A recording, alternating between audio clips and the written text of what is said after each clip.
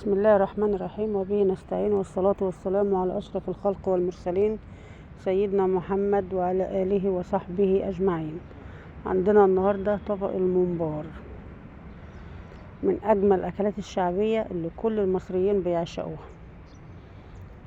الممبار عندنا غسلناه ونضفناه وقلبناه ونقعناه في مية وخل وليمون. نعمل الخلطة بتاعته: رز أبيض مغسول، عليه شبت وبقدونس وكزبرة، قلبتهم مع بعض كويس.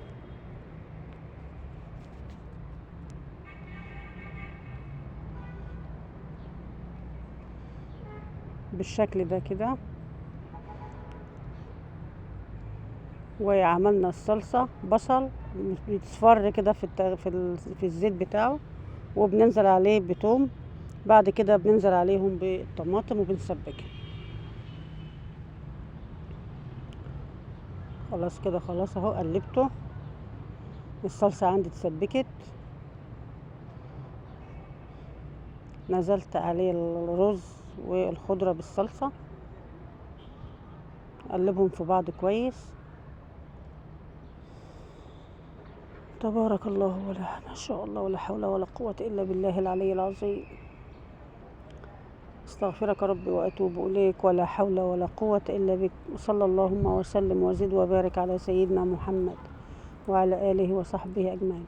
هنا يا حبايبي أقول لكم إن الصلصة بشوف ناجحة إزاي، ما فيش فيها أي سوائل، ما بنتنزلش أي، بتسردش أي مية أو أي سوائل خالص، متماسكة وجميلة اهي، ودابت في الرز خالص.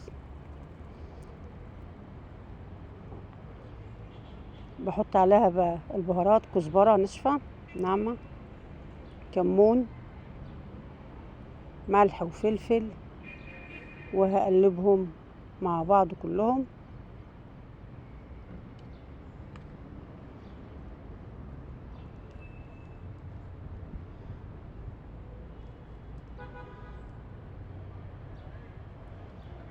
طبعا بنظبط الملح. اخر حاجة خالص هتبقى رشة نعناع ناشف. وبحط الزيت اهو، الزيت كده بيديها لمعة كده وبتبقى جميلة قوي للخلطة. انا بعملها زي خلطة المحشي بالظبط، مش بعملها ني في ني.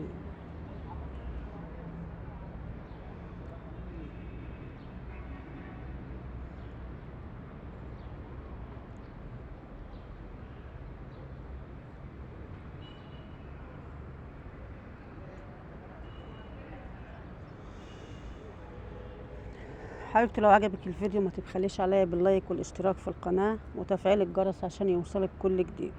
هنا الممبار بتاعي انا مقطعاه وهبدأ احشيه.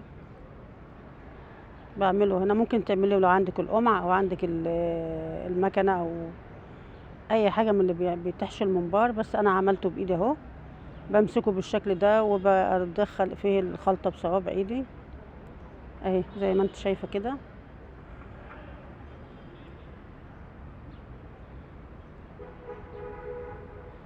بمنتهى السهولة، مش محتاج، لا محتاج قمع ولا محتاج مكن ولا محتاج اي حاجة.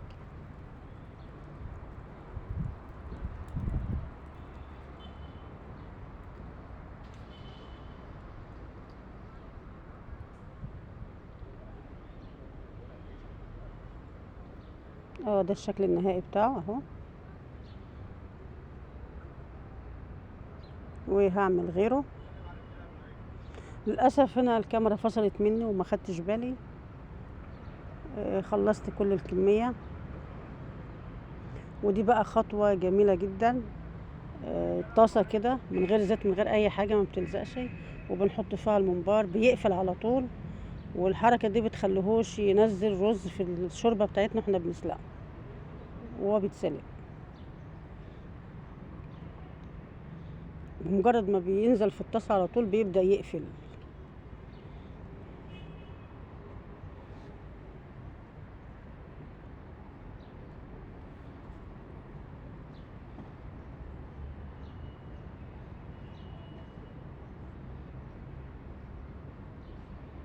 بدأ قفل بالشكل ده كده. اما ننزله في الشوربة بتاعتنا ما بينزلش رز فيها ولا اي حاجة خالص. هنا عندي شوربة بتغلى اهي، نزلت فيها الممبار وانزل فيها باقي الكمية واغطيه واسيبه بقى يتسلق اهو بالشكل ده. ده بعد فترة خلاص هو قفل، مفيش رز في الشوربة، مفيش اي خلطة خالص بتخرج منه. واحنا بنحشيه مش مالينه جامد عشان ما يفرقعش مننا. كده اختبرت الممبار اهوت استوى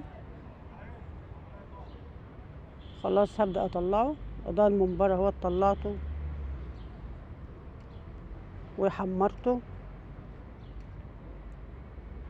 بالشكل ده، والف هنا وشفا. دي اسهل واسرع طريقة لعمل الممبار. لو عجبك الفيديو ما تبخليش عليا باللايك والاشتراك في القناة وتفعيل الجرس، وتسيبي لي كومنت حلو منك. بالصلاة والسلام على سيدنا محمد.